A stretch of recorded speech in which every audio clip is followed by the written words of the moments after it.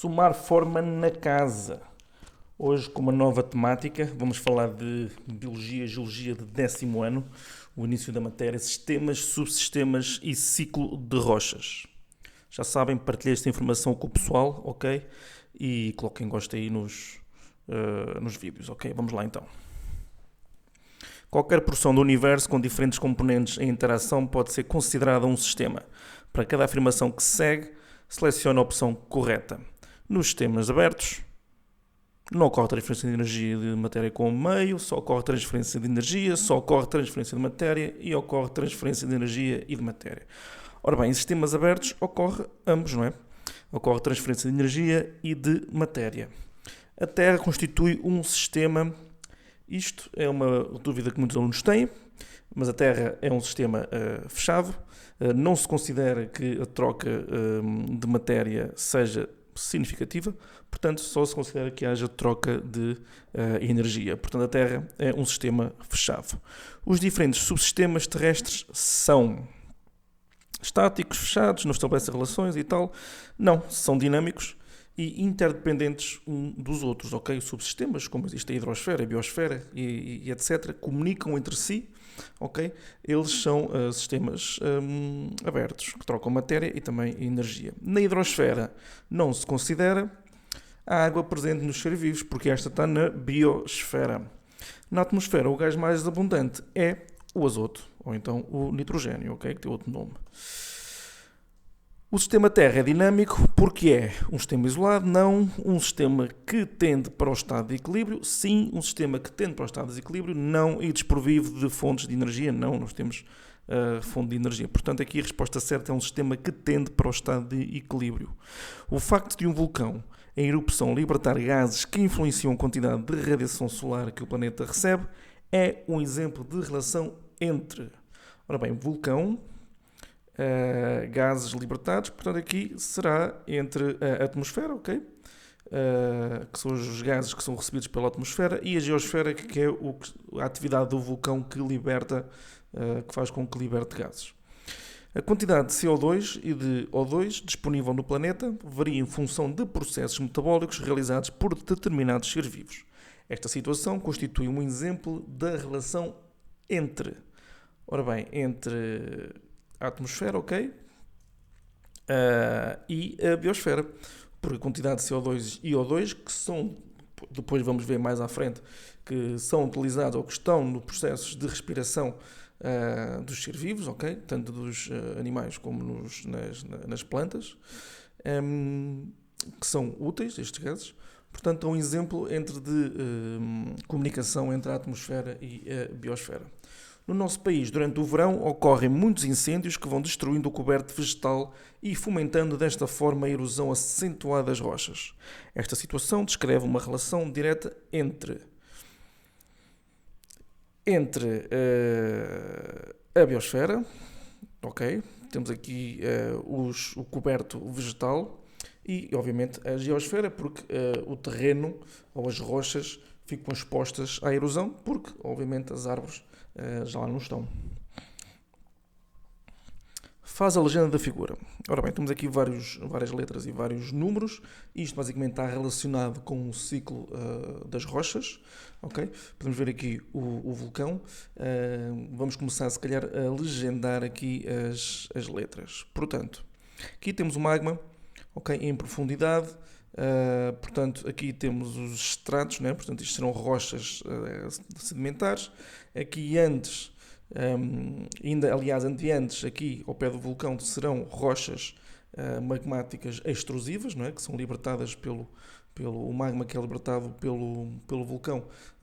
Quando solidifica à superfície, formam rochas magmáticas extrusivas, ok? Que depois, através de vários processos, vão formar rochas sedimentares, e depois aqui parece-me que serão rochas metamórficas. Existe aqui umas deformações, e depois magma, formação do magma, portanto aqui será uma fusão, e que forma aqui as rochas dentro, em profundidade, não é? Que são rochas magmáticas intrusivas. Portanto, tendo em conta a legenda, temos aqui o A, rochas magmáticas extrusivas, temos aqui um processo, já vamos ver a seguir, que formam os sedimentos, depois os sedimentos depositam-se e formam rochas sedimentares por fatores de metamorfismo, formam rochas metamórficas e a seguir existe a fusão do magma à profundidade e faz com que haja a formação de rochas magmáticas intrusivas. Tendo em conta aqui os processos que nós estamos a ver, 1, 2, 3 e por aí fora. Então o 1, que está aqui entre o A e o B, será entre a rocha magmática e os sedimentos, serão os processos de meteorização, erosão e transporte, que depois há uma deposição, compactação e diagênese para formar a rocha sedimentar. Depois, fatores de metamorfismo provocam a formação de rochas metamórficas. Depois temos aqui a fusão, ok, porque se forma o magma e tem que se fundir a rocha metamórfica, não é? E existe uma cristalização para formar a rocha magmática intrusiva e depois aqui neste lado temos aqui a erupção para formar depois as rochas magmáticas extrusivas, ok? Pronto, e está legendado esta figura. Explique a forma como as rochas pré-existentes se podem transformar em sedimentos. Ora bem, nós já vimos isto, não é? Aliás, no ciclo das rochas anterior, nós vimos um caso de meteorização, erosão e transporte das rochas, que depois, aliás, que formam sedimentos, que depois vão formar rochas sedimentares. Portanto, aqui o que está a acontecer é a alteração das rochas que vão sendo degradadas ou desagregadas em materiais cada vez mais pequenos, os tais sedimentos. Qual a origem dos agentes que, atuando sobre as rochas, as podem transformar em sedimentos? Dê exemplos para cada um dos tipos referidos. Ora bem, nós podemos ter aqui vários tipos de agentes, não é? Físicos, químicos e biológicos. Ora bem, físicos, a temperatura e a pluviosidade, basicamente a chuva, não é? Químicos, a dissolução, ou seja, são reações químicas, que nós estamos aqui a falar, dissolução e oxidação, e também temos agentes biológicos que podem ser através da ação dos animais e das plantas. Os animais, ao fazer pressão, ao bater nas rochas, e as plantas, através das suas raízes, okay, que podem provocar fraturas nas rochas. Como aqui também a temperatura, diferenças térmicas, de grande amplitude térmica, faz com que haja uma dilatação e uma compressão da rocha, que faz com que depois provoque uma fraturação da rocha. Considere a formação das rochas sedimentares e o ciclo da água. Menciona a contribuição da precipitação para a formação de rochas sedimentares. Muito bem. Ora bem, existe aqui uma relação entre as rochas sedimentares e o ciclo da água.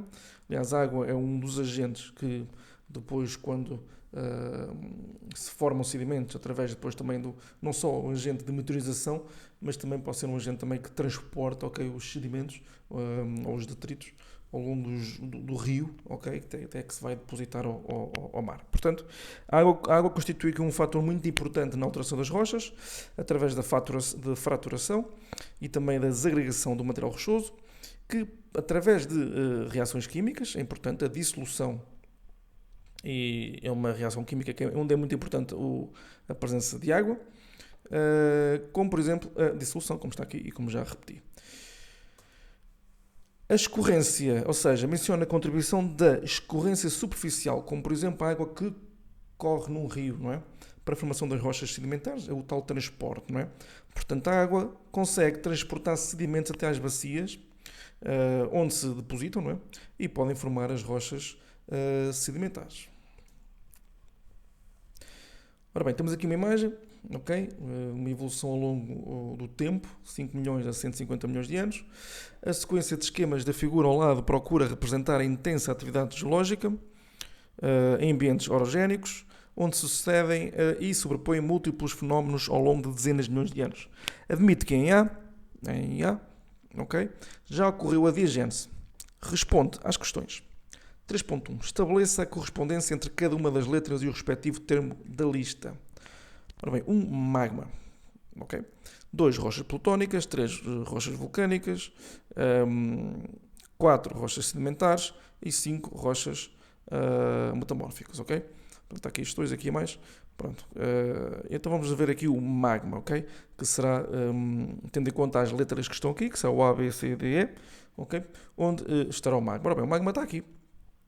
Ok, aqui está aqui a letra C Está aqui o magma. As rochas plutónicas, já vimos que as rochas plutónicas são em profundidade e as rochas vulcânicas são à superfície.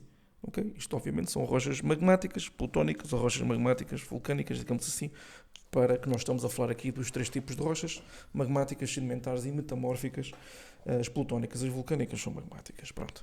Então as rochas plutónicas têm que ser em profundidade, portanto, será aqui o E, ok? Aqui em profundidade. Depois as rochas vulcânicas é à superfície, portanto será aqui o B, temos aqui os vulcõezinhos, não é? Rochas sedimentares será em A, ok? Porquê? Porque em A dizem aqui que ocorreu a diagênese, ok? A diagênese ocorre em rochas sedimentares, ok? E as rochas metamórficas têm a ver aqui alguma compactação, portanto será aqui as rochas endecas, existe aqui uma pressão, aqui uma zona de subducção, ok? Que podem ocorrer e devido à pressão, formação de rochas metamórficas. Seleciona a opção que permite preencher corretamente os espaços em branco. Os ambientes orogénicos, formação de montanhas, são favoráveis à formação de rochas tal, devido à existência de intensas pressões tectónicas e aumento da espessura da crosta terrestre, com tal da pressão litostática. Ora bem, ambientes orogénicos, temos opções aqui, 2 opções que são sedimentares ou metamórficas.